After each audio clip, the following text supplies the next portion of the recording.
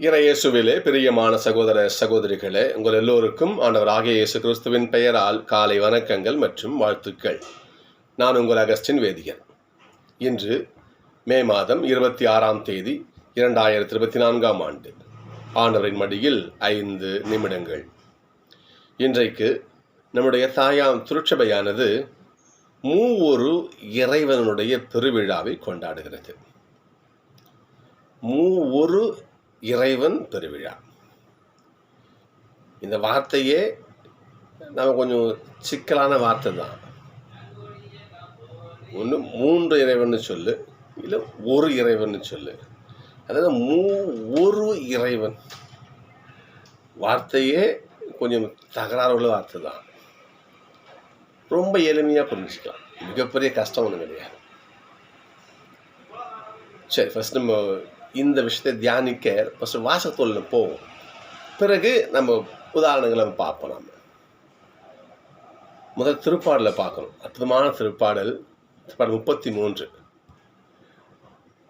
ஆண்டவரது பேரன்பால் இந்த உலகம் நிறைந்துள்ளது. ஆண்டவரது பேரன்பால் இவ்வுலகு நிறைந்துள்ளது. இந்த அன்புதான் காரணம் இறைவன் 3 ஆட்களாக வெளிப்பட. உங்களுக்கு புரியும் நினைக்கிறேன். கடவுளுடைய அன்பால் இந்த பூ உலகு நிறைந்துள்ளது என்று இந்த திருப்பாடல் நமக்கு சொல்லுகிறது. கடவுள் எந்த அளவுக்கு இந்த உலகை நேசிச்சாருன்னு சொன்னா, கடவுள் எந்த அளவுக்கு இந்த மக்களை விட்டு நான் பிரிய மாட்டேன், இவங்க என் பிள்ளைங்க, இதுங்க, இந்த பிள்ளைங்களை விட்டு நான் பிரிஞ்சு போக மாட்டேன், இந்த பிள்ளைங்களை நான் நிற்கதியாக விட்டுற மாட்டேன் என்று கடவுள் எந்த அளவுக்கு தன் மக்களின் மீது வேட்கை கொண்டிருந்தாரோ, அன்பு கொண்டிருந்தாரோ, அந்த அன்பின் வெளிப்பாடு தான் இந்த 3 இறைவனுடைய இந்த சப்ஜெக்ட். நம்ம புரிஞ்சுக்கணும். நம்ம உங்களுக்கு புரியுதா? இப்போ முதல் வாசகத்துக்கு போவோம். நம்ம என்ன சட்ட நூலில் மோசத்தை மக்கள் பார்த்து கேட்குறாரு, மக்களே நல்லா யோசிச்சு பாருங்க, நீங்கள் அடிமையாக இருந்தீங்க, உங்களை மீட்க எந்த கடவுள் வந்தார்? உலகத்தில் எவ்வளோ கடவுள்னு சொல்கிறோம். கனானிய கடவுள், எகிப்திய கடவுள், எவ்வளோ பாகால், எவ்வளோ கடவுள் சொல்கிறோம். எந்த கடவுள் உங்களை மீட்க வந்தார்? இறுகிய முற்புதரில் எனக்கு தோன்றி என்னை அனுப்பிச்சு கடவுள் மாபெரும் அற்புதங்களை செய்து அரும் அடையாளங்களை செய்து எகிப்து பேரரசியை நடுங்க வைத்து குலை நடுங்க வைத்து உங்களை மீட்டு கொண்டு வந்தார். சரிங்களா? ஞாபகம் வச்சுக்கோங்க, அதுங்க ஒருபோதும் மறந்துடாதீங்க. அவ்வாறு உங்களை மீட்டு வந்த அவர் உங்களை உரிமை சொத்தாக கொண்டார். இவங்க யாரு? என் பிள்ளைங்க என்று கடவுள் தம்முடைய சொத்து மாதிரி உங்களை வச்சிருந்தார். மறந்துடாதீங்க. கீழே இல்லையா, மண்ணிலும் மேலே விண்ணிலும் ஆண்டவர் அவரை தவிர வேறு கடவுள் யாரும் இல்லர். இதை உங்கள் உள்ளத்தில் இருத்துங்கள் என்று இன்றைக்கு முதல் வாசகம் வாசிச்சு பாருங்க. எப்படி அப்போ கடவுள் பழைய ஏற்பாட்டு காலத்திலே ஒரு நபராக இருந்து, யாவே இறைவனாக இருந்து தன் மக்களை எப்படி நேசித்தார். திருப்பாடல் பாருங்க, கடவுளுடைய பேரன்பால் பூ உலகு நிறைந்துள்ளது. கடவுள் எந்த அளவுக்கு தன் மக்களை அன்பு செஞ்சாருன்னா, ஒரே ஒரு ஆளாக இருந்து அந்த மக்களை என்ன பண்ண வழிநடத்திக்கிட்டே வந்தார். முதலிலே மோசே, அபிரகாம் இல்லையா, அப்புறம் அந்த குல முதுவர்கள், நீதி தலைவர்கள், இறைவாக்கினர்கள். அந்தந்த காலகட்டத்தில் என்ன பண்ண கடவுளை மக்களை கைவிட்டு விடலை. இது தந்தையான இறைவனுடைய பங்களிப்பு. கடவுள் எப்போ தன் மகனையே நமக்காக ஒரு பழிப்பொருளை சிலுவையில் ஒப்பு கொடுத்தாரோ, ஆண்டவருடைய அன்பு இன்னும் பன்மடங்கு சொல்ல முடியாது, இன்னும் அது எல்லையில்லா அளவான அன்பாக பெருகியது. அப்போ பாருங்க, அப்போ ஆதியிலே வார்த்தை இருந்தது இல்லையா, அந்த வார்த்தை கடவுளோடு இருந்தது, அந்த வார்த்தை கடவுளாகவும் இருந்தது. காலம் நிறைவேறிய பொழுது அந்த வார்த்தையான ஒரு மனிதரானார், நம்மிடையே குடிகொண்டார். அந்த வார்த்தையான இறைவன் நமக்காக பாடுபட்டு செத்தும் போனார். அப்போ பழைய ஏற்பாட்டு காலத்திலே ஒரு நபராக இருந்த இறைவன் புதிய ஏற்பாட்டு தொடக்கத்திலே தன்னுடைய பிள்ளையை அனுப்பி தன்னுடைய இன்னொரு சாயலை காட்டுறாரு. சரிங்களா? ஏசப்பா வராரு, 33 ஆண்டுகள் இந்த உலகத்தில் வாழ்கிறாரு, மரித்து விண்ணகம் செல்கிறார். அப்படி போன ஏசப்பா அப்பயும் நம்மளை சும்மா விடல. இப்போ திருப்பால் சொல்கிறோம் பாருங்க, கடவுளுடைய அன்பால் பூ உலகம் நிறைந்துள்ளது.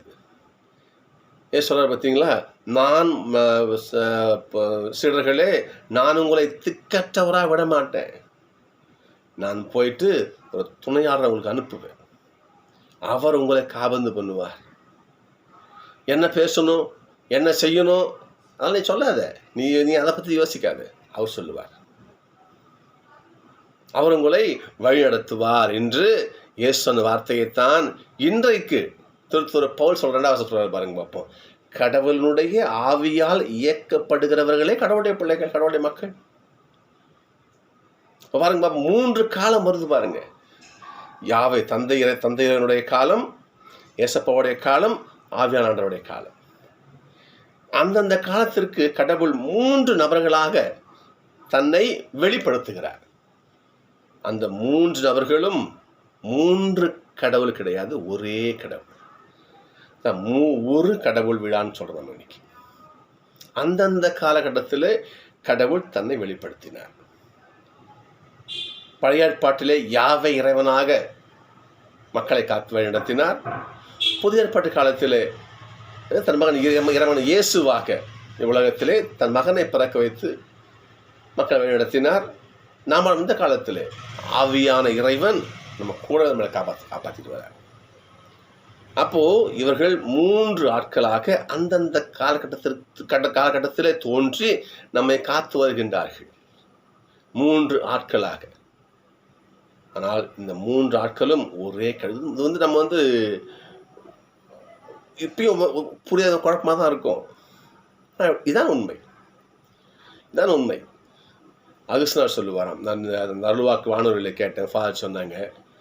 அகஸ்தினார் சொல்லுவார், கடவுளை பற்றி நான் புரிஞ்சுக்கிட்டேன், கடவுளை பற்றி நான் தெரிஞ்சுக்கிட்டேன் அப்படின்னு ஒருத்தன் சொல்கிறான்னா அவன் கடவுளை பற்றி எதுவுமே தெரிஞ்சுக்கிறன்னு அர்த்தம் அப்படின்னு அவர் சொல்கிறாரு.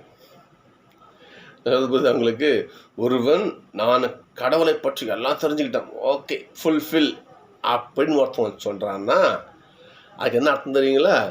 அவன் புரிஞ்சுக்கிட்டது கடவுள் இல்லை அப்படின்னு அர்த்தம்னு அகஸ்தினார் சொல்கிறார். உண்மைதான், கடவுளை புரிஞ்சிக்க முடியாது. அப்படி புரிந்து கொள்ள முடிய ஒரு மறைப்பொருள் மூவர் இறைவன். நம்ம பாஸ்காப்போடைய பாட்டு நம்ம ஈஸ்டரில் பாட்டு கேட்போம். நம்ம அப்பொழுது இந்த ஒரு உதாரணம் வரும். ஒரு வத்தி இருக்குது, அந்த வத்தியிலிருந்து இன்னொரு வத்தி ஏற்றப்படுகிறது. அப்போ இப்போ என்ன பண்ணுது, நமது பார்வைக்கு 2 ஒளியாக தெரியுது.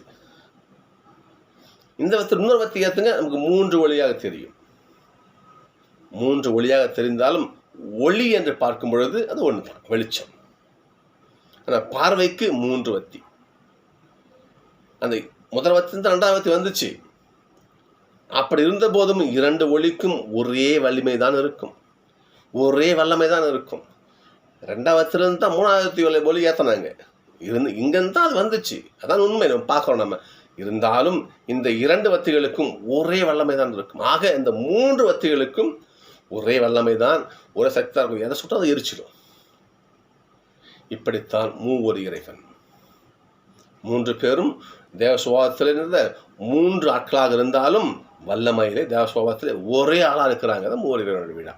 இதை நம்ம புரிஞ்சுக்கிறது சற்று கடினம்தான், ஆனால் இதுதான் உண்மை. இந்த மூவர் இறைவனுடைய பற்றின உதாரணங்கள் பைபிள் நிறைய இடத்துல வருது. அதில் அச்சாணி போல இருப்பது இயேசுடைய திருமுழுக்கு. இல்லைங்களா? தந்தையானவர் வானத்தில் பேசுகிறாரு, இதோ அன்பார்ந்த மகன், இவருக்கெல்லாம் செவி கொடுங்க. இப்போ தூய ஆவியானவர் புறா வடிவில் இயேசப்பு மீது இறங்கி வந்தாலும் பைபிள் சொல்லுகிறது. அங்கே மூவர் இறைவனை எல்லாரும் பார்க்குறாங்க, காட்சிப்படுத்துகிறார். 3 கடவுள் கிடையாது, 3 ஆட்களாக, ஆள் தன்மையில் 3 ஆட்களாக இருக்கிறாங்க. அவர்களை அப்படி பார்த்தா ஒரே கடவுள் தான். ஏசா சொல்லுவார் இல்லையா, நானும் தந்தையும் ஒன்றே, என்னை கண்டவன் என் தந்தையை கண்டான், நானே உயிர், நானே உண்மை, நானே சத்தியம் சொல்றாரு, நானே அனைத்தும் இல்லையா. தந்தை என்னுள்ளும் நான் தந்தையுள்ளும் இருப்பது போல நீங்க என்ன பண்ணுங்க, எல்லாரும் ஒன்றாயிருங்கள். அப்போ ஒன்றுக்கொன்று கலந்த பிணைந்த உறவு, அந்த மூவர் இறைவன் உறவு என்பது, அந்த விழாவைத்தான் நாம் இன்னைக்கு கொண்டாடுறோம் இன்னைக்கு. சரிங்களா. இன்னைக்கு நட்சத்திரம் பாருங்க. இன்னைக்கு பார்ப்போம், ஏசப்பா இறுதி கட்டளை கொடுக்குறார். சொல்லுங்க, என்ன பண்ணுங்க, நீங்க எல்லா இடத்துக்கும் போங்க, விண்ணுலகிலும் மண்ணுலகு அனைத்து அதிகாரம் கொடுக்கப்பட்டிருக்குது. நீங்க என்ன பண்ணுங்க, எல்லா மக்களையும் சீடராக்குங்க, அனைத்து மக்களையும் இடத்துக்கு என் பார்த்து கூட்டுவாங்க. அடுத்து சொல்ற பாருங்க, அப்போ தந்தை மகன் தூய ஆவியார் பெயரால் திருமுழுக்கு கொடுங்கள். 3 இறைவனை மன்னிக்கணும் 3 ஆட்களை ஏசப்பா சொல்ற பாருங்க பார்ப்போம். தந்தை மகன் தூய ஆவி, இந்த 3 ஆட்கள் பெயரால் திருமுழுக்கு கொடுங்கள். அப்போ அவர்கள் 3 ஆட்கள் தான் கடவுள் என்று வருகின்ற பொழுது இறைவன் ஒரு இறைவன். திரும்ப சொல்றேன், இதை புரிந்து கொள்வது சற்று கடினம்தான், இருந்தாலும் நம்ம விசுவசிக்க வேண்டும். கடவுள் நம்ம முழுமையாக சொன்ன மாதிரி தான் சொன்னார் இல்லையா, நான் கடவுளை முழுமையாக தெரிஞ்சிக்க முடியாது. ஒரு மாதிரி ஒரு ஜோக்காக சொல்லுவாங்க, ஒரு ஞானி என்ன பண்ணாராம், கடவுளை பார்த்து நான் தெரிஞ்சுக்கணும், கடவுள் யார் எவரு நான் தெரிஞ்சுக்கணும். என்ன பண்ணலாம், கடற்கரையில் அப்படியே வளர்த்துன்னு இருந்தாராம். அப்போ ஒரு பையன் என்ன பண்ணானா, ஒரு குழி தோண்டி கடல் தண்ணி திருத்தியா அது கையில் கூத்து மொண்டு அந்த குழியில் ஊற்றினானா. இந்த ஞானி கேட்குறாரு, பையன் என்னடா பண்ணுற நீ? ஐயா, நான் ஒன்றும் இல்லை, இந்த கடல் தண்ணி மொத்தத்தையும் கையில் கொண்டு வந்து இந்த குழிக்குள்ளே ஊற்றிட போகிறேன் அப்படின்னு சொன்னாங்க. இது என்னடா பயத்தைக்காரத்தனமாக இருக்குது, இந்த கடல் தண்ணி முழுக்க நீ கையில் கொண்டு ஊற்றிட போறியா, எப்படா முடியும், போடான்னு சொன்னாராம். அதுக்கு அந்த சிறுவன் சொன்னானாம், ஐயா, நான் இந்த கடல் தண்ணி மொத்தத்தையும் ஒரு வேளை நான் என் கையில் முகந்து கொண்டு வந்து இந்த குழிக்குள்ளே ஊற்றினாலும் ஊற்றுவேனே ஒழிய, நீங்கள் நினைக்கிறீங்க பார்த்தீங்களா, கடவுளை பற்றி நான் முழுமையாக தெரிஞ்சுக்கணும், அது ஒருபோதும் நடக்காதுன்னு சொன்னார். உண்மை, சத்தியம். அது சில விஷயங்கள் மறைப்பொருளாகத்தானே இருக்கும், நாம் விசுவசிக்க தான் வேண்டும். நடு திருப்பலியில் தான் சொல்கிறாரு, அப்பத்தை எடுத்து அதை வசீகரம் செய்து இது கிறிஸ்து, இவர் தான் அப்ப வடிவில் அந்த இயேசுன்றோம். நம்ம விசுவசிக்கிறோம். நம்ம இயேசுவை காட்டு, உடச்சி ரத்தம் வரதை காட்டு சொல்ல முடியுமா? நம்ம யோசிச்சு பாருங்க, சொல்ல முடியுமா? முடியாது. அதனால் புதுமை நடந்திருக்குது. சரிங்களா. நான் சொல்கிறேன், அப்போது ஒரு சில விஷயங்களை நாம் விசுவசித்தே தீர வேண்டும். அப்படிப்பட்ட மாபெரும் மறை உண்மைகளில் ஒன்று இந்த மூவொரு இறைவன் விழா. அதுக்கு இந்த கண்ணை மூட நம்பிக்கையாக நான் புரிஞ்சுக்கணும்னு சொல்லலை. நமக்கு பைபிள் கொடுத்துருக்காங்க பாருங்க. தந்தை மகன் தூய ஆவி 3 ஆட்கள் கண்ணுக்கு தெரியுறாங்க பாருங்க. 3 நபர்களாக இருந்தும் அவர்கள் ஒரே கடவுளையாக நம்ம காத்து வழி நடத்துறாங்க. அவ்வளோதான், சிம்பிள். இதை நாம் ஏற்று விசுவசித்தால் போதும்.